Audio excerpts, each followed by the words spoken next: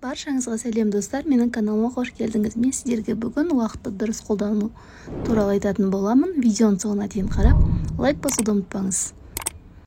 Адам өміріндегі маңызды құндылықтардың бірі уақыт. Бізге берілген қамшының сабындай ғана қысқа өмірде барлығы уақытқа тәуелді.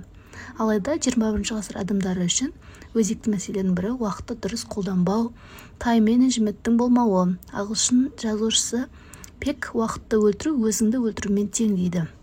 Уақытты үнемдеу жайлы жазушылар мен ғалымдардың қалдырған кеңестері біршама. Соның бірі Кевин Круздың уақытты басқарудың 15 құпиясы атты кітабынан кеңестер айтқым келеді.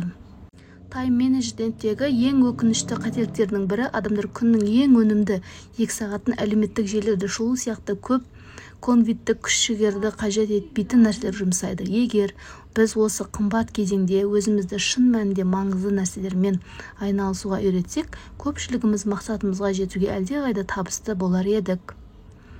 Егер біз бірдеңені жасағыңыз келсе, онда нақты бір уақытты жоспарлауыңыз керек. Егер сіз маңызды шаруаларды таңғы уақытта жасауға тырысыңыз. Қаншалықты күн жоспарымен жүргіміз келсек те, аяқ астынан шығатын оқиғалар бар екені анық. Адам психологиясы мынадай: біз бірдеңені алуға ұмтылудан гөрі бірдеңені жоғалтқанда әлдеқайда қорқамыз. Сондықтан сіз өзіңізге мақсатқа қол жеткізгеніңіз үшін сый ғана емес, сонымен бірге оған қол жеткізбегеніңіз үшін де нақты жаза уәде беруіңіз керек. Бізді бала кезімізден басқа адамдарға көмектесу керек деп үйретеді. Мұқтаж адамдарға көмектесу өте маңызды. Бірақ сіздің уақытыңыздың кез келген талаптарына бақыланбайтын «я» сөзі сізді өзіңіздің бағалайтын барлық басқа нәрселерді, соның ішінде сізді табысқа жеткізген нәрселерді істеу мүмкіндігінен айырады. Өзіңізді кінәлі сезінбестен жоқ деп айтуға рұқсат етіңіз. Уақытыңыз үшін олардың сұрауларынан бас тартыңыз. Басқалар сіз туралы не ойлайды деп уайымдаудың қажеті жоқ.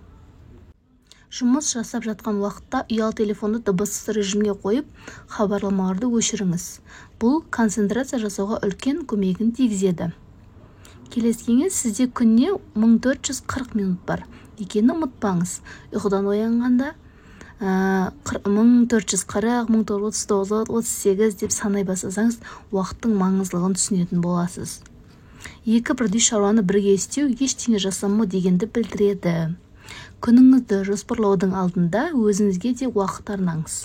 Достарыңызбен көрісу, миыңызды демалту, спортпен айналысу, жұмысыңыз сияқты маңызды шаруалардың бірі. Жетістікке жетудің басты кілті уақытты дұрыс қолдана білу екенін есіңізден шығармағаныңыз дұрыс. Сіз күніңізді жоспарлайсыз ба? Комментарийға өз ойыңызды жазып кетіңіз. Сізге осындай видеолар ұнайтын болса, каналға тіркеліп, лайк басуды ұмытпаңыз.